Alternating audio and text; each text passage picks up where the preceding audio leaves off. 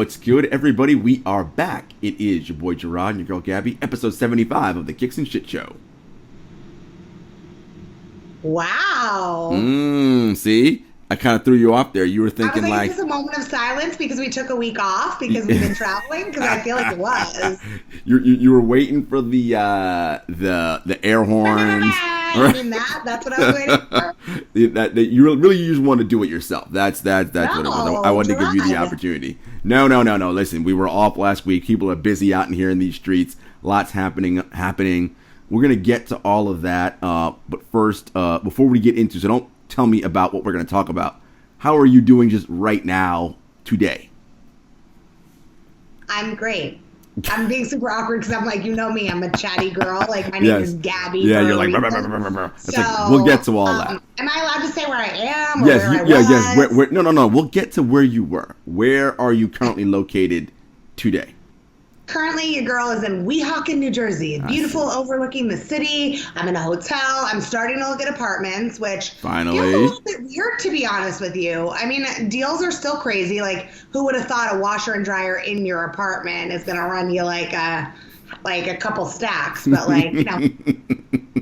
But you are. I feel like it's helping you because you, as much as you love the vagabond life and jet setting, I feel like it'll be nice to be anchored, right? And have a bit of like, this is my space, this belongs to me, and I can do what I need to do here.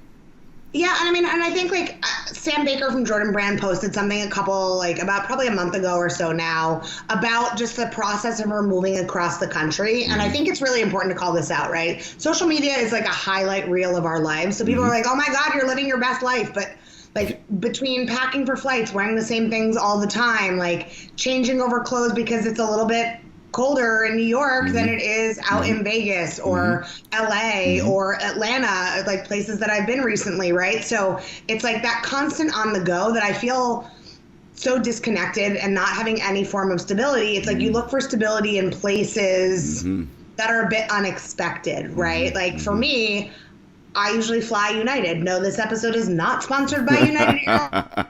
Please feel free because I'm climbing up in the status ranks. But if United wants to sponsor a segment, we'll be happy to take free flights. Thank you very much. Absolutely. Catch flights, not feelings. You know what I'm saying? But it's just, that to me is my stability. I know I'm going to be group 2. I know what I'm getting. I know how much the Wi-Fi costs. And then it's like when I sit on that plane, I'm like, I can relax a little bit because that's kind of what home has felt like lately instead of bouncing around. I mean, I'm very curious at the end of whatever this vagabond life is. I've kept a hotel key from everywhere I've stayed that I want to kind of like do something a little cool for the social medias. Little collage, perhaps? Well, look. A little collage potentially. But I think like it's something that, you know, as someone who buys sneakers fairly regularly, like that's really hard, right? Like I don't want to check that and take up half my suitcase. Do I leave the box here and hey, can I ship this back? But where do I ship it to? I don't have an address. There we go. There's a lot of logistics. Yeah, this is why. You know, it's tough. This is why we need to get. You need to be anchored. So you have that physical structure that you're like, all right, even if you're still going to be traveling a ton, it doesn't matter because you know I'm coming back There's a home base. Right, 123 Main Street, anywhere in USA, right, whatever the zip code might be. So, absolutely. We are looking forward to you not being, you know, your home base being 30,000 feet above the ground, but actually on terra firma. Now, wait, Jarod. Yes. How are you doing today? Oh, you know. I feel like I just want to say, by the way, it's very important that I check in on you too. And you're very quick to get into it, which I appreciate it. You are a man on the move. Yes. Like, I think it's important, Jarod, that I check in with you as well. Well, I am well. Spent some time with my other podcast co-host, Jenna Lemon-Selly, yesterday. We're discussing several things about podcasts and just, you know, what's happening in these NBA streets, you know, doing our jam. You know, I'm good. I'm looking forward to, as you know, someone on this podcast has a birthday coming up soon. And those 6 weeks from my birthday through the end of the calendar year are my favorite 6 weeks of the year. Just because it's holiday time, it's time to see friends, family, like more than usual. It's always exciting. With that, though, to your point about the Sam Baker thing and like people feeling a lot of moving and it's only a highlight reel. People always feel pressure too around this time, right? Where it's like, I've got to fit everything in. I got to see this person. It's like, you don't have to do all that, right? Like, yes, it would be nice, but take care of you first. So I'm definitely making sure I'm doing as much of that, like being centered, calm, so that, I'm able to enjoy this time and not be stressed out by it, right? And feeling like, I gotta go do this. It's like, I don't gotta do shit, right? Like, take care of your mentals so that way you're ready to rock and roll. So that is what's happening in these streets. I want to talk to you, though, about ComplexCon, which was in LA recently, which you were at with many of our, I was going to say guests, but they're like our friends now. Our friends, it's our peeps. With many of our friends who were out there. So it was your first ComplexCon. So first tell me, what was the vibe like when you touched down in LA and you got to ComplexCon? So before I even get into that, I'm going to take a step back because most people don't know. I was actually in Vegas for the SEMA Motors Convention for the week before. And so going from that, which is very out of my element, to the sneaker crowd and streetwear crowd at ComplexCon, it was such a big contrast. I will say, though, the one thing I really loved at SEMA, and I've been following our man's Josh Vitas for a while, love his work, Reality to Idea. He had a car that he has a partnership with BMW, and his car was super dope. Driving machine. Yeah, and I was like, this is kind of amazing. And so I've been following him for a while, but I know we talk about this a lot on this show, right? The connection of sneakers and culture that goes across everything, whether it's food, seeing it at a motors conference, which to me was so unexpected, and maybe that's naive of me, like fully willing to admit that, but it was just something that I was like, wow, there's so much overlap in what we talk about and what we do. Like, I know our name is Kicks and Shit. We talk more about kicks. We talk about the shits sometimes too, Anyway. By the way, shouts to BMW, by the way. If they want to sponsor, we are happy to take the ultimate driving machine for any and all test drives. Same to Mercedes. I don't know.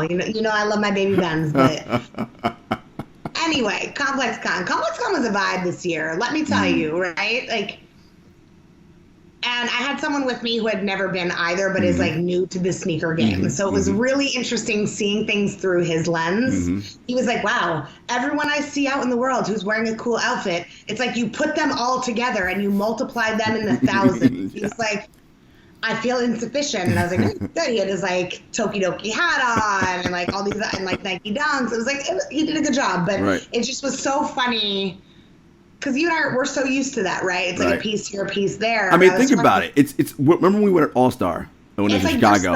It was the same thing, right? We're like, good God, it's like everybody's just stunting out here. Like, I totally agree, and I felt a bit of pressure of what to wear, but I didn't at the same time. So I was like, I know I'm gonna try to cop some stuff, and there's a strategy to it, right? Like I was there mostly for personal, a little bit for work to check in on stuff. Work stuff looked great. So the VIP hour starts at 9 a.m. You get like a bunch of swag and you get first access to things. But I will say there's something to be said about the strategy around the 11 a.m. doors open. And like was very fortunate through my job to be able to get like a VIP access right at 11. So I made a beeline over to our man's Josh Vitas, and I got at retail, which never happens, a pair of the New Balances that he did. And they are shipping in 1 to 2 weeks to my not apartment. They're going to your nemesis's house, Ellen. So thank you, Ellen, for receiving them on behalf of KNS. But it's interesting, the strategy, right? It's a full day, and I think Complex has done such a great job of curating a mix of big brands, the hype beast, like the Billionaire Boys Club and J Balvin. But there's also like a lot of smaller brands that are there, right? Like I love Christopher Kites and his jewelry. Like after his collab that our girl Tara did with him and Adidas in Chicago, like that's someone who I've been following. Or, there's a ton of small brands there that really had a chance to kind of like flex. But it goes until 7 p.m. Yeah, and ASAP it's a full day. Rocky was like the headliner for the last day. And I'm like, that's a full fucking day if you think about it. Yeah, but, I mean, more than a full day. It's like we'll get to this later. It's like a music festival, which, 100%. No.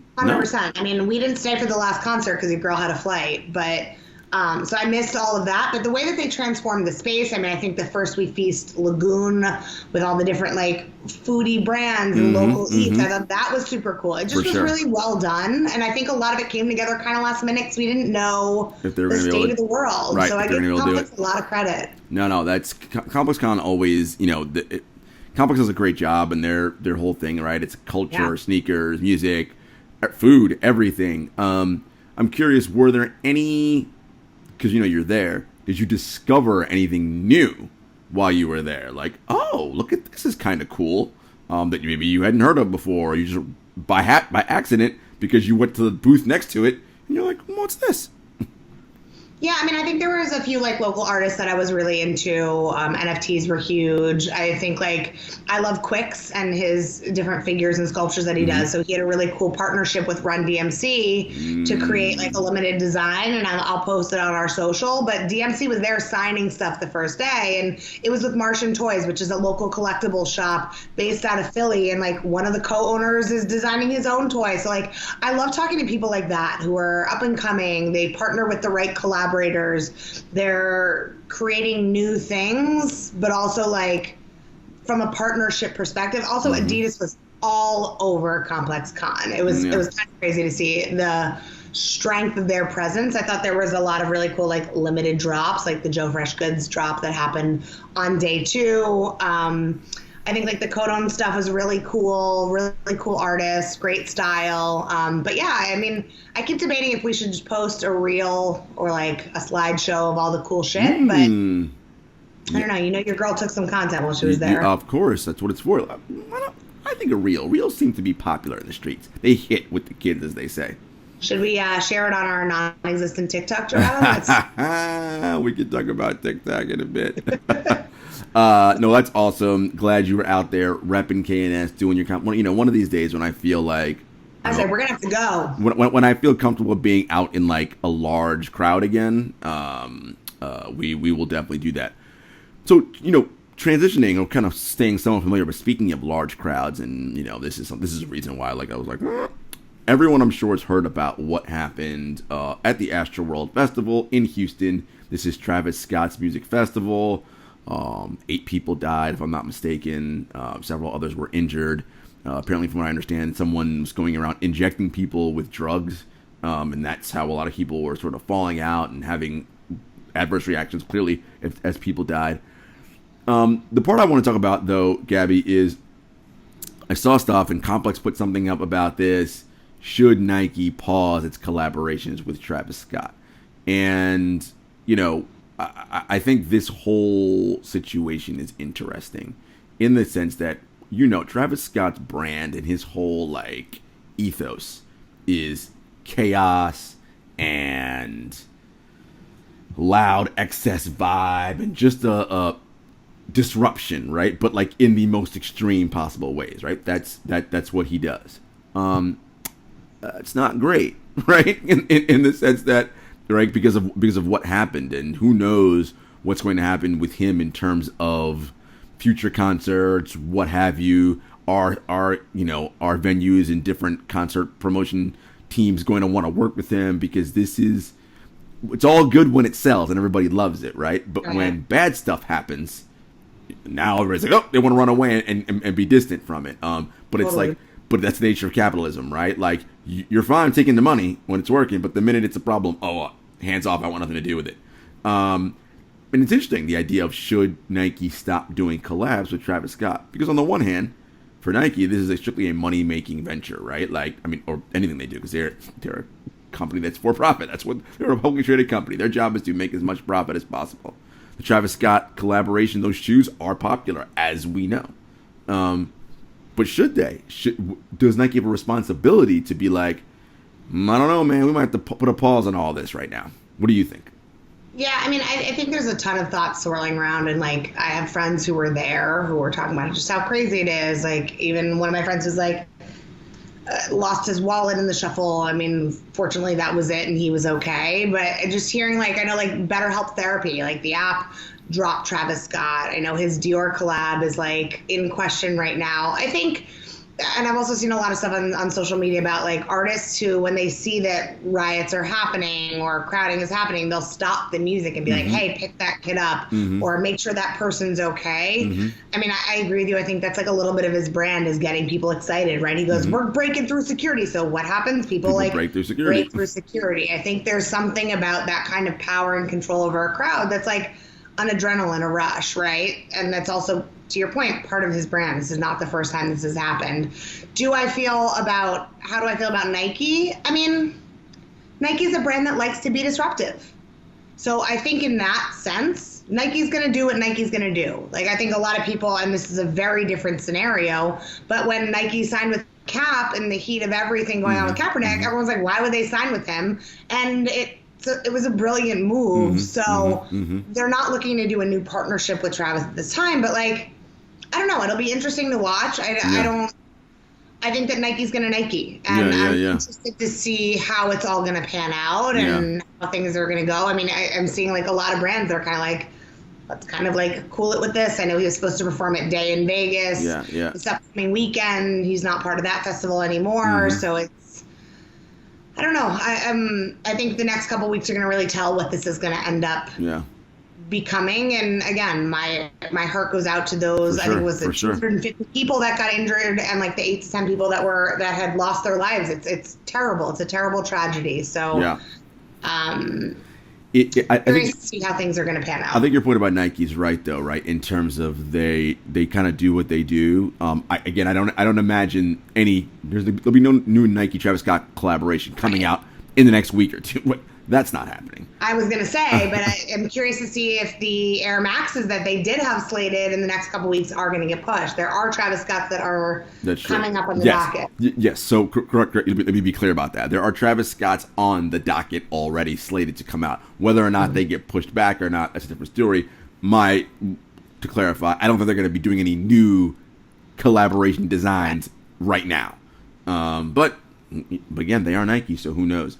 I just think it's interesting, right? Because, again, as I said, that is part of his brand, and that was the commodity. That's part of the appeal, right? That's what gets the buzz and generates sales. So, again, it's just, this is the problem when everything gets commoditized, right? Like, this is what it is. Like, and so when that is part of the brand and something less than ideal, and that's probably the nicest way of saying it, when something horrific happens, right? All of a sudden, it's like, oh, do we want to be associated with that, right? And it's like, but that's part and parcel, right? You got into bed, for lack of a better phrase, with this guy.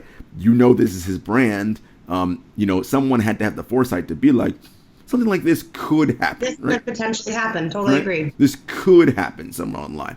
I just thought it was interesting because, again, we focused on sneakers and what's happening. And also, in the way that social media works in the news cycle, do we forget about this like in a week? And everybody's like, who cares? Move on. You look at it with a sort of a 30-second wonder, and it's like, all right, see you later. We're on to the new thing. I mean, I think this one has a little bit more legs because it's not the first time. I also think that, depending on what's going on, like, to your point, it's the news cycle, right? I think this one's going to be a little bit different. That's going to stay a little longer, just seeing how brands are reacting and people are talking about it. It's still very fresh. Yeah. I mean, I don't have the answers, but I'm curious. Yeah. Brands are going to continue to do. I think, like, looking at other artists who have had like their cancel moments, right? Like DaBaby and whatnot. It's like interesting seeing those that are coming back and those that aren't, and kind of what that timeline looks like. Like, there's no formula for it, I know, but it just, we're in a very weird time right now where I know, and I feel like I don't know. I hate words like cancel and whatever, because that's not a thing. Like, absolutely, rich people don't get canceled. Like, they just don't. Like, I'm sorry. Like, they continue to live their lives. They just aren't doing it in front of you anymore. Right. And they're only doing it in front of you for like a week, and then they're back. Right. Like, I mean, this idea like how many times have the Kardashians been canceled? Never, because they're still here. Like, so that's what I'm saying. But they've been canceled so many times, and like back like we never left. It's like it's like Aaron Rodgers. I'm gonna get canceled. No, you're not, dude. Like, Packers have a game Sunday. You're gonna come running out of the field to the loudest cheers and applause of any. It's like, what? No one canceled you, dude. Like, that's not a thing. Like, if you do a good job at your job, you're uncanceled. Rich, powerful people do not get canceled. That's how that works. So anyway, we'll be monitoring that situation and seeing where things go from there. So Gabby, you mentioned sneaker releases and things that are coming out. I thought we'd do something cool where each of us kind of chat a little bit. Well, not a little bit, just like kind of mention perhaps anything that we like that's coming out that's on the docket. I'll let you kick things off first. So, I mean, I think there's some good heat. There was like the Dunks surprise drop this morning that I took 4 L's on. The one thing that I don't love about the Nike app is it lets you check out as if you're buying things. As if you got it. Like, notify you. Sneakers app isn't so much. Like, I mean, yes, but like you're in the line for the draw before you get to the chance to buy. So it's like your hopes are a little bit different. But I had 3 pairs that I bought on Nike app and 1 on sneakers, and 4 L's is a lot worse than 1 L. Let me tell you, it was a really salty morning, but I was all excited. It was like all the pairs that I wanted at retail. Nope. Again. I mean, I'm really excited, obviously, about the Aqua Patas that just came out. Yep. And there's a pair that I'm weirdly intrigued by. And I think it's because of marketing that has been pushed my way. I mean, clearly, as a girl from New Jersey, I rock leopard as a neutral. But there's something about those 11s that stick in my head, and I cannot explain it. I don't know if I would ever even put them on my feet. I mean, it's just such a – I mean, I know, like, the snake print 11s, there's been a few different iterations of those. So I'm intrigued that they went in this direction. I know everyone's dogging on them, but, like – But you like them. I feel like I will be very interested to see who on my feed pops up in those. I think it's a little bit of a unique twist. It's interesting that it's also a high versus a low. But I'm like weirdly intrigued by those. I also love that like the Jeremy Scott partnerships are coming back with Adidas. Big fan of those back in the day. So I'm happy to see some of those silhouettes coming out. Yeah, I think those are 2 for me that I'm intrigued by. I don't know what my favorite release is because there's so much I'm watching and keeping eyes on, but but you're intrigued by. Well, so for me, and it's not even. I mean, there are New Balances that I like, but the Concept New Balance 992 Low Hanging Fruit, that one is interesting to me. One, because I like concepts. Anytime they do any kind of collaboration, I'm into that. I mentioned I got the Concept Kyrie, the 6s? Whatever version of Kyrie's those were with the hieroglyphics and all the ancient Egyptian stuff. Like, I thought that was a very cool story. And again, Concepts is really big in that. I'm a fan of most of the things that Concept does. Anyway, this Low Hanging Fruit, I like that. It does a little collaboration with Concepts. It's going to be with Bodega LA as well. The insoles of one of the shoes has strawberries on the inside. It's my favorite fruit. So I'm like, it's kind of cool. Like, the stars are aligning, Jay. I like it. It's cool, right? And in the New Balance, we talked about this for a while. New Balance has really been doing some really interesting things. Yeah. And so I'm like, all right, this is a dope one. So hopefully I'll see what's up with Concepts and like, the I'll say the folks that I know, but the peeps that may be able to potentially help me out. Okay. I like that. Another one that I forgot to add before that I'm very intrigued by. I know I keep saying Adidas is doing some cool stuff, and also just from a comfort level, like I want to check these out. Like the Adidas Trae Young ones. I think my Knicks fan side is like, I don't know if I can do it, but the So Def pairs are fire. The way that the graphics work, to me, that's the first shoe I've seen in a while that's a true basketball sneaker, but also the design is something that, like, I could rock that and it would just look like something cool. I like it. So I'm curious to see how those do. I mean, again, more of a basketball shoe, niche market, but big fan of those. The other shoe, Gabby, and I am not really, as you know, a monochromatic kind of guy. It's not really how I roll, mainly because when you're talking about sneakers, if it's monochrome, it's either all white or all black, right? Like that's... or all red, if we go like Red October. Right, Red October. But like, the primaries, whereas like I'm not like also into like ridiculous crazy colors either, but it's more like, what's the base? If it's a black shoe base, what are my 1 or 2 color accents? If it's a white shoe base, what are my maybe 2 or 3 color accents, right? Okay. Yeah. So... the Nike Foamposite 1 Comme des Garçons. Listen, the all blacks are fire. I mean, amazing. Fucking fire. They're like murdered out. It's amazing. I was like, those are kind of fresh. Like, I was really just expensive taste, Jay. I like it. Listen, well, first of all, we'll get to that in a minute. So I was just like, I really was like, I was like looking. I was trying to find every picture I could online to get every angle, and I was like, all right, maybe it look kind of weird if you hold them. I'm like, no, I like those, and you can do a whole lot with that shoe with the monochrome, right? So let's say you go in Cozy Fam and you got the sweats and you got your streetwear hoodie. What you can do that? You can go up, right? I could easily wear that with like a black suit, no tie, right? Like, I mean, you got a lot of options. And now that a lot of the world is vaccinated and I'm going out more and doing more things, like that's definitely a look.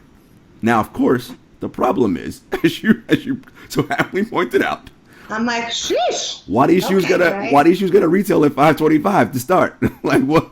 Like stacked on stacked, Jay. And then because you can't get them on retail, ain't nobody trying to pay no after price markup. Like what do you think the markup on these is gonna be? 1,000? 1,500? Easy, edgy. Like, hell no, I'm not doing that. So really what I'm trying to figure out now is, you gotta try to see if you can at least get a pair at retail. Otherwise, I know you're gonna like plant some seeds and all that stuff. But I will say, Jarod, knowing that one of us on this show has a birthday coming up, and it's not me, treat yourself. You deserve it, boo. I feel like you should make them debut either at a holiday party or when me and Jenna do All-Star 2022, motherfuckers. Let's go. Come on. Okay. I'm here for it. All-Star 2022 is going to be in Cleveland, if I'm not mistaken. I mean, no disrespect. That's the only time anyone's ever said that about Cleveland. No disrespect to all of our Cleveland listeners, anybody out there. Maybe. So if they can make a debut. So now I got to start planting the seeds and getting out there and reaching out to the different connects and plugs that I have, because look, the wide release is happening the time we're recording it this Saturday to retailers. It's not going to be on the sneakers app, and even if it is, I'm not going to really get it on sneakers. So what do I do? Go to a store to wait online? Maybe, I don't know. You're going to check eBay or our friends at Another Lane, because that's where you're going to get the best deals. That's what I'm saying, because that ain't happening. So it's really I got to try to figure out from how am I going to work it on that angle. So that's I think you got to call the sneaker god and see what you can do. You know what I'm saying? Shout out to Chad, Sneaker Galactus. By the way, I missed them at SneakerCon. They were at SneakerCon. ComplexCon. I'm so sorry. Yes, ComplexCon, yeah. That's the thing that's so fascinating about the world that we live in, right? Day one for me was I'm on a mission. I need my Josh Vitas New Balance. I need my Quicks Adidas figures, right? I was let me see what I can get from J Balvin. I have my Market t-shirts that I wanted to get all the stupid stuff that I liked. Then I saw everybody posting on social media, and I'm like, how did I not run into any of you? I know. It was weird. So, it's crazy. That just shows how big the space was, right? Several of our former guests have been there. Tamra Dia was there. Did you run into Tamra while you were there? Did not run into Tamra. Tamra was also only there one day. A lot of people were there the first day. I didn't even get to see Jacques. I spent half the day with his Asian. But not Jacques. Love Jacques, but didn't get to see Jacques. I saw Ricky Shubio, Space Camp Fresh, our man. Very cool. I also saw Tara, Copham and Rockham. Love it. The Kirihara sisters, who I love, Tori and Casey. It was great to see them. And then, there were other people that I ran into, but I was shocked when I saw on the interwebs how many people I did not see. Well, it's also, a large space, right? So unless you texted and was like, hey, you want to meet up? But as you know, at least for me, when I go to cons or festivals or things of that nature, especially something like that, you kind of have a schedule that you're trying to keep, agenda, right? That you're keeping to, right?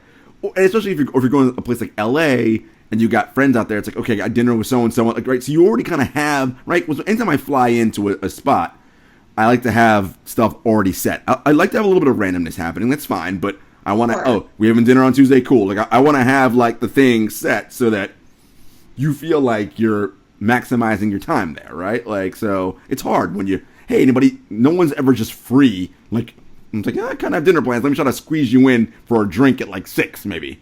You know what I mean? It's true. And I think it's funny because I saw people in passing, I did a double take, especially because there were actual mask police at ComplexCon, and I give them a lot of credit for making sure that they had masks on hand for people in line, for checking while we're in there. So and everybody was vaxxed. So I felt super safe being there, but I did a double take when Nick DiPaolo walked by me, and then I just DM'd him, and I was like, did I just pass by you? I was like, it's like that weird kind of like, I think I know you, but you have a mask on, and we're all like on a mission. Well, you but literally, it was cool to see all the people pull up. It was like the guests of KNS Past. I was gonna say, you literally see everyone you know, or like everyone's been on the show, and it's like, oh hey, there's what you're floating around. Anyway, before we go, Gabby, I know you got your first package as a superstar in the sneaker and streetwear influencer game. So maybe you might want to share a little bit of some footwear you may have been able to been seated by a certain company. I mean, like, don't hype me up like that, Jarod. But I appreciate you. But y'all know that I am super thirsty in these streets. But I love collecting. I love learning about brands and seeing all the stuff that they have. And so a contact of mine that I've had for a little while, and like, shouts to the team at Bape. Really appreciate you guys for hooking up your girl with like a full head to toe fit. Shouts to Bape. This is something that is not expected. I'm not used to, but I have to show these kicks because do them. I mean, everything that Bape does, I feel like I love brands that focus on the why and the story, right? So that's your thing. We need the why. We need the why. I'm like, I might have to change my sneaker closet here, but you know, this pair for me is something that I know we always talk about rocking our kicks, but this is one that it's just so beautiful. I'm like having a hot flash right now, even taking it out of the tissue. But I gotta show you this. I mean, how gorgeous is this shoe? I like it. Like the reptile textures, the laces, the charm on here. It comes with a pair of black laces as well. Pull them up a little closer. It's a little bit of reptile vibe, right? Yeah. Reptile vibe. These are the I like that. I'm a big fan of this shoe. It's like a solid, substantial shoe. You know, I love it. So, like, it's the colorway, the details of pink, the logo, laces, like everything about this is just beautiful. So shouts to the team at Bape. Thank you so much. I want you to know how much this Beats in the Streets girl appreciates you trademarking it. So, you know, an invitation is the most sincere form of flattery, but I gotta get trademarked that. I love it. Beats in the Streets. Yes. Thank you to the Bape team. Appreciate y'all. We will continue to rock with our friends, but I think that's what it's about, right? It's like sharing dope shit with dope people in the industry, and that's why we're so lucky for what we do. And I know that sounds preachy, but it really is true, right? That's what brought us together in the first place, right? Aside from Jenna Lemoncelli. Shouts to Vape. Excuse me, Vape. Who's vaping? Nobody. Shouts to Bape. We're not vaping. What are we? Definitely not doing that. Shouts to Bape for hooking Gabby up with all that dope stuff. Those shoes are cool. I'm looking forward to you rocking them next time we're out. And folks, it's another fantastic episode of the Kicks and Shit Show. Make sure you come back next week. We'll be back with some guests. We got a very cool guest coming up next week. And, you know, we are part of the Count the Digs Network. Make sure you are subscribed to the Bomb Podcast feed. You are there with rap names, Growing Up the Same, the original Bomb Network show, all that. And, of course, us, Woke Bros. We're here. Until next time. Peace.